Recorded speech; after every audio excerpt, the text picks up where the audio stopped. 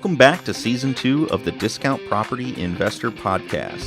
Our mission is to share with you what we have learned from our experience and the experience of others to help you make more money investing like a pro. We want to teach you how to create wealth by investing in real estate the Discount Property Investor way.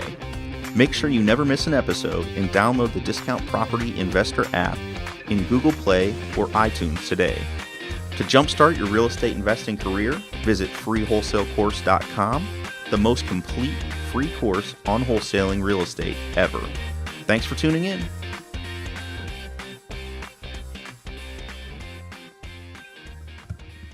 All right, guys, welcome back to the Discount Property Investor Podcast. Today, your host, Mike Slane, joined with David Dodge. David, welcome. Hey, guys. Welcome, David. What are we doing today? We're talking a little bit about overcoming challenges, right? Wholesale challenges, yes. It's very similar to the most recent episode we've done about barrier busting, but it is focused on challenges that people are having with wholesaling specifically and how they can overcome those challenges. Great. Yeah, so kind of a part two to last week. We published one on some questions we got from people, so we're going to do similar format. We'll look at the questions, and then we're going to kind of try to reach out and answer those questions. That's right. I think one of our goals this year was to help as many new people get started in real estate investing as we can, because Absolutely. Again, that's what's happening right now. I mean, there's a ton of people getting into the real estate investing space because the market's hot.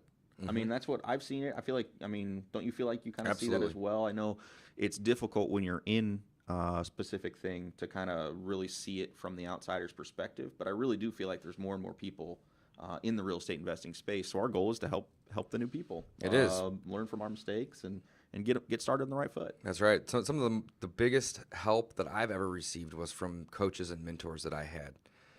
So, a lot of this stuff that we're teaching, it kind of relates back to, challenges that we've had in our own careers and our own day-to-day business. Well, it's challenges we still have. And challenges we still have. I mean, like the one That's right. Last week, I know we talked about, and we'll probably hit on it again today because it's a common theme, but it's how do you find that motivated seller? How do you find that, I can't find a deal?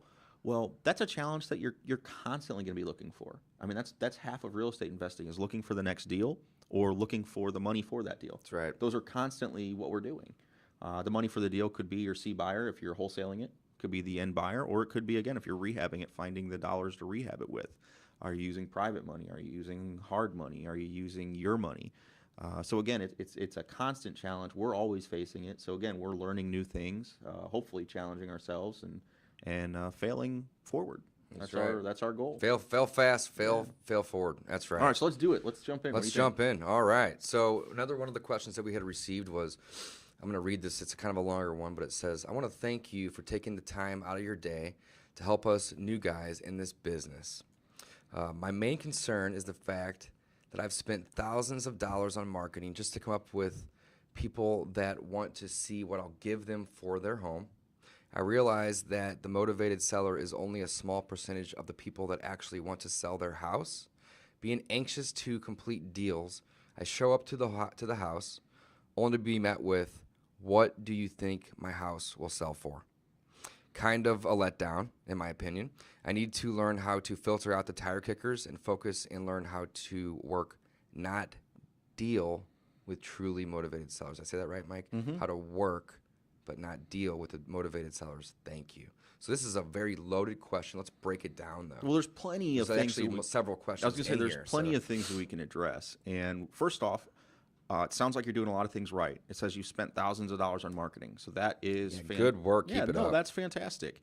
And again, when you don't have a lot of money, that can be a big investment, big challenge too. And again, if you could feel like, shoot, I've spent thousands of dollars and I haven't done anything. I'm failing. Like, what do I do? Right. Like, I need to make money. I get it. So the fact that you spent that money is great. So the first thing I would say is I want to address is you spent a bunch of money, and it sounds like you got a lot of people calling in and you're going on appointments. So you're doing a lot of things right.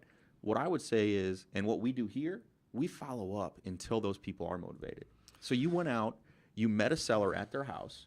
They said that they're, again, and you determined they're not motivated because they said, what do you think my house will sell for? So again, you're saying they're not motivated at that point. Well, if that's true, then again, you've got a lead. You've got this pipeline of leads, rather. Yeah, they may not be motivated today, but they may be motivated in 3 months to 3 years or more, or whatever, Right. anytime. So you've got this pipeline of leads now that hopefully you can convert into closed deals Later. So again, I don't necessarily see a lot of what you've done as wrong, except for maybe the way that you're approaching the fact that some of these people aren't motivated today. Yeah, maybe not motivated enough. So let's kind of break some of these questions down. The first question that was actually asked here is, I realized that the motivated seller is only a small percentage of the people that actually want to sell their house. So Mike, you've already kind of addressed that, but also, in the event that you are spending money on marketing, spend it in a direction that has a higher percentage of motivated sellers. So as a perfect example, like people that are dealing with, death, divorce, or children. Those are basically the 3 main reasons that people are buying or selling properties that may have motivation. Okay, death, divorce, or children. Either the children are moving in, or they're moving out, or they're being born, or whatever the case is. Death, inherited properties. It's too much to handle. It's too big. It's too small. Whatever. And then, of course, divorce. Divorce is a reason for people to sell a lot, too. So those are 3 lists that I would say target to get motivated sellers versus doing like a money mailer or a value mailer where you hit every door, because those people will be tire kickers. That's a great point. You're not focusing on motivation. If you're doing every door direct and just all you are going to get a ton of tire kickers. A blanket area, right? Yeah, it is going to be a little bit different. So maybe tweak your marketing a little bit. That may help. It may or may not help, but that's what I would do first and foremost to get rid of as many tire kickers as possible. Focus that direct mail and pinpoint the people that you would think would have the highest level of motivation. The next question was being anxious to complete deals. I show up at the house only to be met with, "What do you think my house will sell for?" I love when they ask me that question because I just flip it around on them. What do you think it'll sell for? And I'll usually already have an idea in my head, and then they'll tell me. And 98 times out of 100, it's way high, But I'll ask them, why do you think it will sell for that? But this is perfect. I love that they ask this question. This question should not be something that you are facing and it lets you down, because the next thing you say, it is kind of a letdown. I love when they say, "What do you think my house will sell for?" I love it, because then I'll flip it around on them and I'll say, "What do you think it'll sell for?" And then I'll present comps and I'll say, "Well, let's look at the market." And again, this is one of those things where it's not me versus you. It's not me buyer versus you, Mr. Seller. It's me and you versus the market. So you got to buddy up with this person, create rapport, become their friend in a short period of time. People like themselves. You said this last episode, Mike, and work with them to figure out what that number is. So, present comps to them, show them where it's at, look at the condition of those properties, and then look at their property. And then start talking about what it's going to take to get that to those numbers. And then also let them know that people aren't going to buy a property and break even or lose money on it. So if a property has an after repair value of 100, but it needs 20 grand worth of work, that property is not worth $80,000 today. That is a big misconception that people think, "Oh, well, it needs 20 grand worth of work. It's worth 100. I'll give it to you for 80. Well, why on earth would I buy a piece of property, put 20 grand into it, and then break even on it? It's not going to happen. So then you have to factor in those fees as well, those additional costs. But that is not necessarily a letdown, in my opinion. I love that question. So moving on. I need to learn how to filter out the tag kickers and focus and learn how to work, not deal with truly motivated sellers. So a lot of this actually can be done on the phone, in my opinion. It's filtering. So when somebody calls you on the phone and they have a property that they're looking to sell, the easiest way to determine motivation is ask them why they need to sell, and then just shut up. Let them start talking. It's pretty They're simple. going to tell you if there's a death or a divorce or a child issue. They are going to tell you, "This is why I need to sell. I am in a distressed situation and I need to sell." 100%. I mean, it's the easiest thing. I mean, it really is. Just shut up. And if they say on the phone, "Well, I'm just kind of curious what it would sell for. I'm not really looking to sell today. My kid's in school and he's only a sophomore, so we got 3 more years." Well, I'm not going to waste time going out on that appointment. Or one of the things that you'll come across pretty frequently is, so you ask them, so you'll say, "Why do you want to sell?" And they'll say, "Well, you sent me the mailer, so I'm just kind of curious." Just kind of curious. We'll say, "Okay." It's a tire kicker. Yeah. So, I mean, yeah, right there. You Right. could say that. Or you could say, "Well, okay, so why did you call then?" Right. Again, What information are you looking for to get out of me? Right. I mean, you could say, listen, I mean, Zillow gives you a pretty good idea. I mean, without looking at the house, without looking at it, I could never tell you what your house is worth. You have a better idea than I do. That's so true. I mean, again, if they're being a little bit obtuse with you, you got to be a little obtuse with them too. Yep. Again, it's that whole mirroring concept. That's a very point. You got to get on the same page. Listen, I'm here to help you, but only if you want help. Only if you want You help. know? That's so true. I love that. So yeah, that's basically. I think we summed that one up pretty well. But you can screen people that call on the phone to determine motivation. And just because they're not motivated today doesn't mean they're not going to be motivated later. So don't waste time going on appointments for unmotivated sellers, but put them in your follow-up system. Don't ever throw that lead away. You paid for that lead. 100%, So follow up in 6 months to a year if they're not motivated, but get their name and number. And if they want you to make them an offer on the phone, there's tons of ways to make offers on the phone to let people know that you are an investor and that you don't pay retail, other than doing what I do and tell them, I am an investor. I do not pay retail. Mm-hmm. Period. Well, you want to set that. You want to set that precedent very clearly, and David does it all the time. I mean, I hear him say it's it the all first the time. thing I tell people on the Yeah. phone. But I frame it in a way that I can provide you a solution to your problem. But don't get the impression that I will be out there and paying retail. As an investor, I'm not in business to lose money. I have to make money on this. Now, I'm not trying to get rich on your single individual property. But again, back to that formula, 100 minus 20 is not equal 80 in this case. It equals 70 or even 60 and sometimes 40. That's a really good thing, and I really like that because I forget that too sometimes. Right. When You you're out on have the to phone, think you're like, that. oh, okay, we'll hear this, then minus 30,000 in repairs. Well, that doesn't mean your offer is again 80,000. Like Dave Not said. at all. It doesn't work that You're- way, guys. Listen, I'm an investor. I'm here to make money. I'm not here to buy at the retail price. Yeah, I So mean, again, if I and I paid tell you- them too. I didn't mean to interrupt you, No, but go for it. I'm looking for that win-win. So in order for you to win and me to win, we have to come up with a solution that provides both of us an answer to our problem, right? Mm-hmm. So if you're out in the field, and I do this all the time when I'm out in the field, is I tell them I'm looking for the win-win. I'm an investor. I don't pay retail. If I pay you what you're asking, I lose. Do you want me to lose? Is that why I'm here? Like, I don't want you to lose. Like, let's shoot for that win-win. So let's find a number that works for the both of us, So, again, lots of questions in this one here, but again, I think you were kind of hitting on the right thing, though, for this person. If you're listening, you have a great pipeline. You've got these leads. Hopefully you have them organized. If not, they're in your phone. Scroll through your previous call history. Figure it out. Look up the addresses that you want to. Create a follow-up system, and guys. follow up with them. Build Again, a funnel and follow up. I guarantee, just from that question, it sounds like you've probably got a lead in there that you could go close today. Absolutely. We harped on this with one of our students in the past, or recently, in our recent history, and said, listen, you've got this pipeline. Go close a deal. You need inventory. You've got this pipeline. I guarantee you can put one of these properties under contract and get it sold. Yeah, So again, kind of like we did this- that with one of our students a couple weeks ago, and then he did like 4 deals in the next month. Right.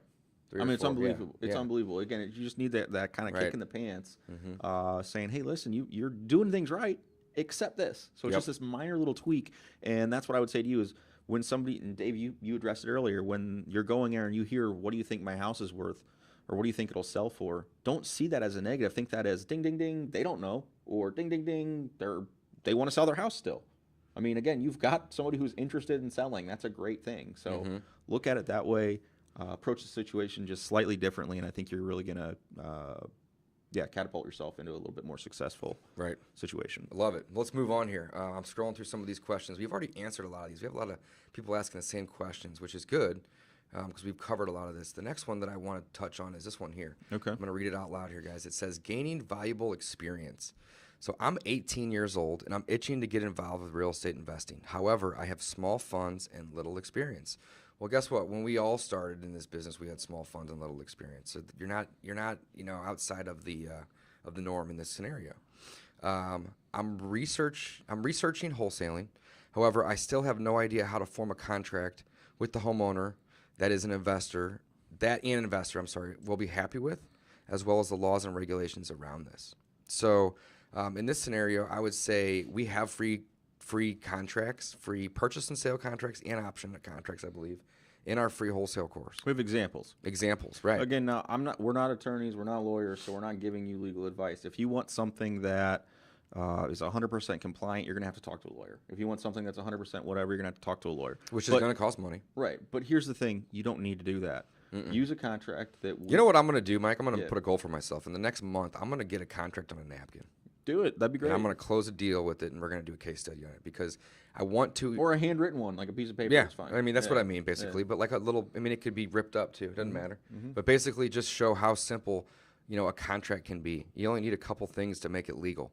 And basically it's just signatures, dates, and description of what's happening. It's that simple, guys.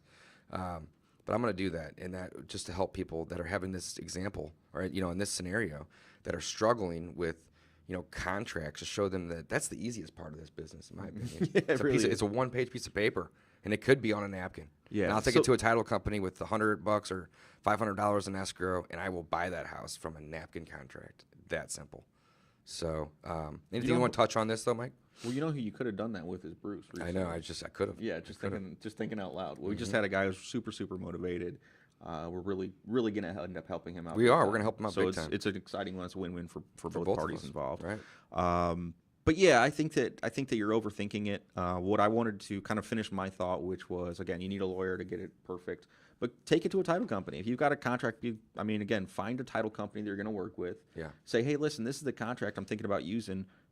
Will this work for you guys? Yeah. Will you accept this? 99% chance they're going to say yes. If they don't, they're going to tell you why, right, and they're going to fix it for you, or you can fix it right there.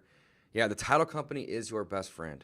So if you haven't done deals yet, or you've only done a couple, and you're new to the business, and you have questions, hire a coach or a mentor would be my first solution to you. That's what I did. I have coaches and mentors to this day, and we have a coaching and mentorship program. So if you're looking for a coach or a mentor, reach out to us. Me and Mike are here to help people, and we love doing it. We love it. But beyond that, we have a free course, which is designed to help people get started. And last but not least, find a local title company and just walk in there and just say, hey, I'm looking to start doing business. They are in business to serve you. They want your business. So they're not going to be like, what do you need? Get out of here. They're going to say, great, we would love your business. What can we do to help you? And then ask them, you know what? Now that you ask, I'm having trouble with contracts. Here's one I found online. Will you accept it, like Mike said? And 9 times out of 10, they're going to say yes. And if they say no, they're going to tell you why. Exactly. So, they can essentially kind of be a coach to you in terms of contracts. It's super. It's again, I think that's just a fear of whatever. I mean, it's a reason that you're scared of starting. It's a reason. I love that. Or an excuse, rather. Excuse. And your excuse is that it's not a challenge. It's an excuse. It's an excuse. I don't know which contract to use that someone's going to be happy with. Well, it doesn't matter if they're happy with it. It just doesn't work. I mean, again, you're not making people happy with the contract. The second part of this question is how. So I've researched wholesaling. However, I still have no idea how to form a contract from the homeowner. But the second part is that an investor will be happy with. Okay, well, you are an investor. So are you happy with the contract? I mean, just put yourself in those people's shoes. What makes somebody happy in a contract is different for each and every person. But most investors are going to want time. So if your contract is going to close in 3 days, that's going to be very difficult to sell. If it's going to close in 30 to 45 days, it buys you time. Great point. So, I mean, think of it, put yourself in the shoes of the investor. Inspection periods with CYA clauses to cover your ARS is a must. So put those in there. Investors will like those, and then having the ability to close, down the road. We always put on or before, because if we do a contract for 60 days out, but we sell it in a week, and that rehabber / investor needs their next project in a week, we can then close it in a week. So we have on or before in front of our dates. We put those dates out, 20, 30, 40, 50, 60 days. It just kind of varies. So, yeah, I wouldn't look at that as a challenge so much as an excuse. You're right. You nailed it, Mike. Yeah, absolutely. And it's an easy one to overcome. Again, I get it. It is definitely, there is some fear with that in writing a contract. Because, again, it sounds like this was a younger person. He said, I'm 18. The first one I did, I gave the seller you told me $10 cash, because that's what the earnest money on the contract was. I didn't know. I had no idea. But you know what? I didn't care. I failed at that. I lost that $10. I could care less about that. But I didn't open escrow with a title company, a third-party escrow or earnest money company. So let's talk about that. So what Dave should have done was taken that contract and the earnest And money, the that $10 to the title company or escrow company. Instead, I gave it to the seller, and then I Yeah. held that contract, not knowing that I needed to go open escrow. Yeah. But I still helped him. I bought the house. It was a win-win. But I failed fast and I failed forward. Yeah, that's great though. Again, You know? it's going to happen. And again, if you do something similar, And if I would have or- sat there and had the challenge, or in this case, the excuse of, well, I don't know what to do, maybe we'll just, kick the can down the road a little bit, I never would have gotten that deal, and I never would be where I'm at today because of that. Mm-hmm. So fail fast, fail forward. Love it. Where are we at? We got about 19 minutes. We're going to answer one more here for you All right, on let's this do it. episode here. Anything that's popping out at you on this list here, Mike? Coming up with funds. Let's do that one towards the bottom. Right here. Coming Okay. up with funds. Go ahead and read it out loud, Mike. So coming up with funds, then maybe guidance for the deal. What stuff to pick out for the house and finding contractors? Okay, so this one's more of a like a rehabber a question. rehabber type question, and I guess the coming up with funds. So Yeah, let's break it down into 2 or 3 questions here because it really Yeah, is there's a multiple lot of- questions. there's So a the lot first of- part of this was coming up with funds. Let's just start with that. okay, Period. 2 challenges. Okay, so first off, if you don't have any money and you're trying to get started in real estate investing, there's going to be a cost to acquiring the money.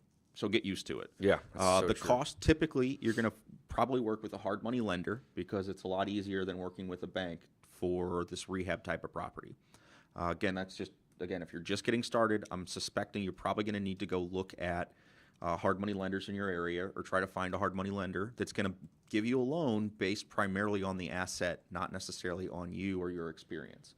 So coming up with the funds is, again, start with hard money lenders. Once you've gained a little experience, then you might be able to work with banks. Mm-hmm. The other option is private lenders. So again, if you have friends, family that have money and you're willing to approach them and say, listen, I'm doing some real estate investing.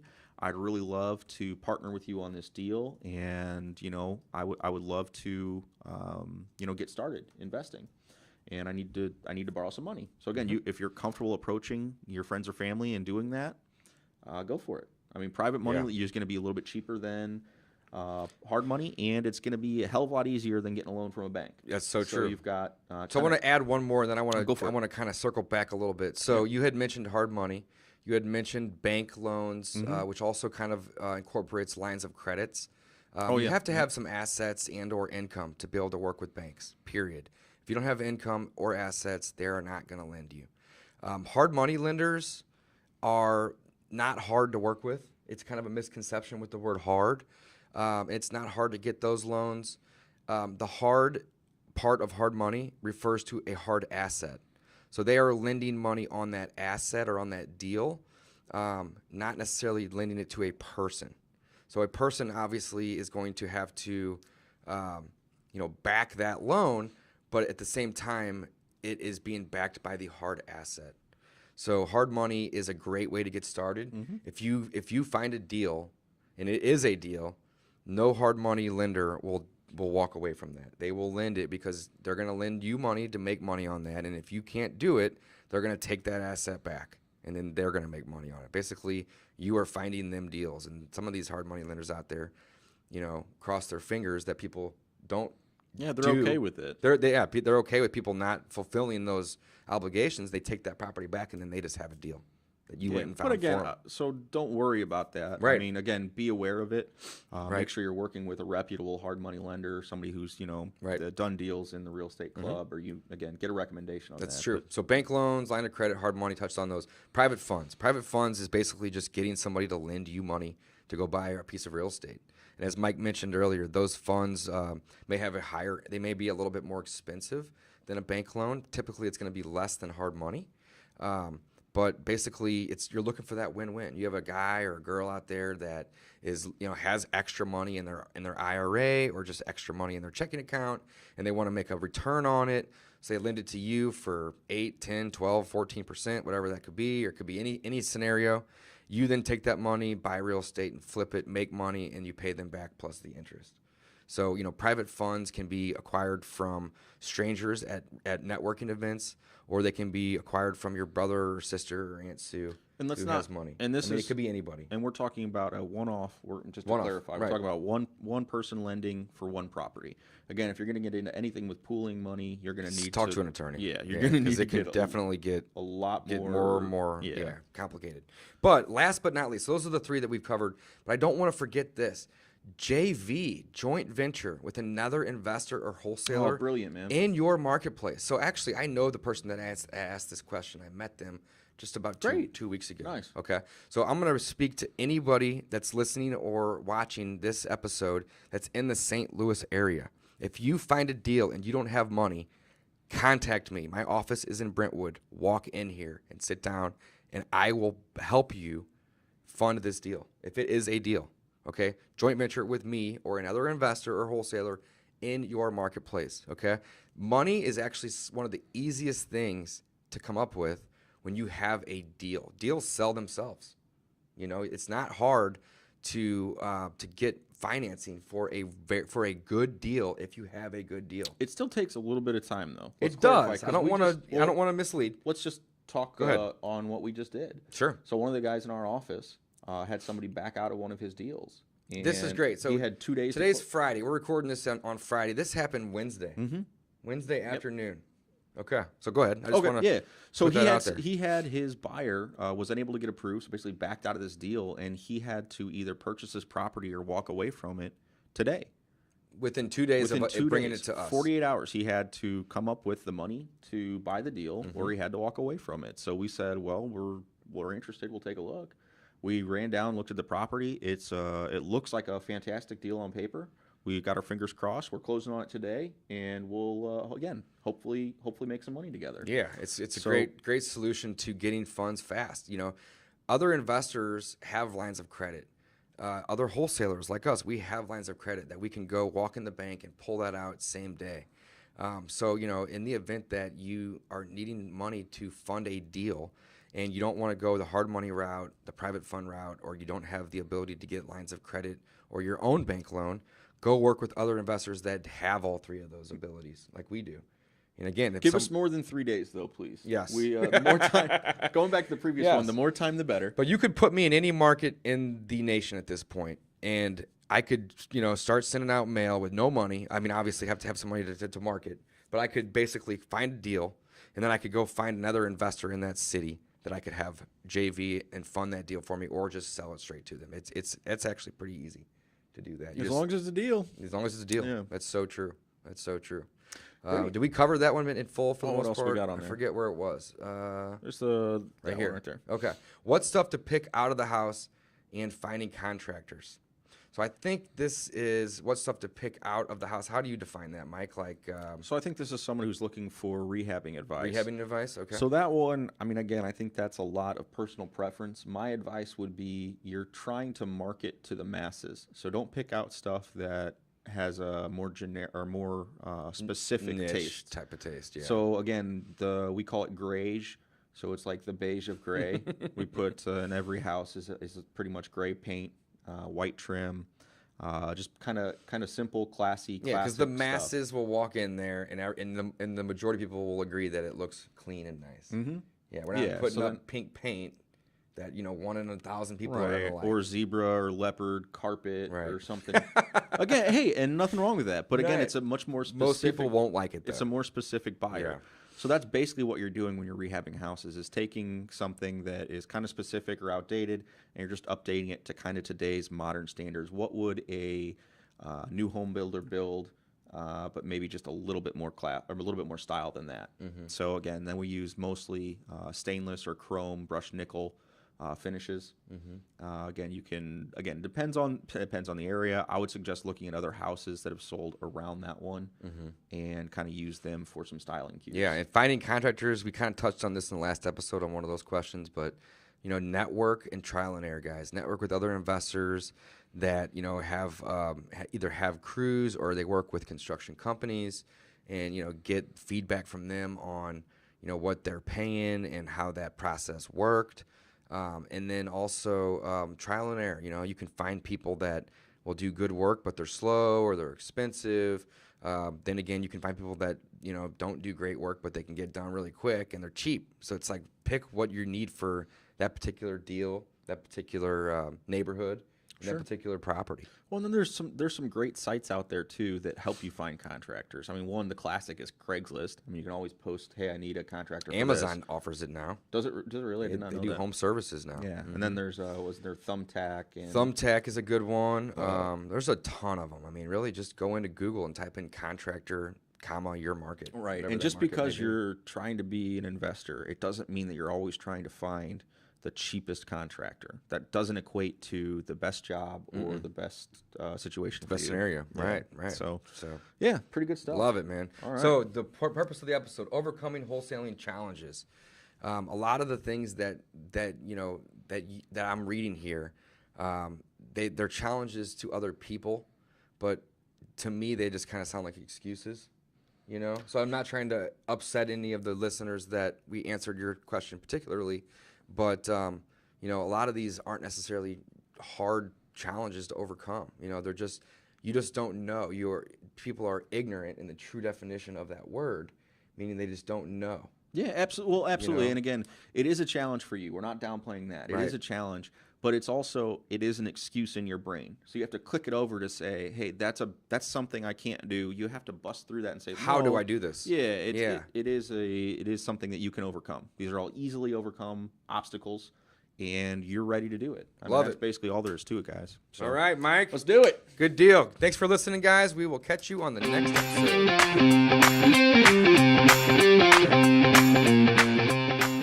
Thanks for listening to the Discount Property Investor Podcast. If you enjoyed this episode, please like, share, and subscribe to help us reach a wider audience. To jumpstart your real estate investing career, please visit freewholesalecourse.com, the most complete free course on wholesaling real estate ever. We would also appreciate it if you left us a review on iTunes or Stitcher.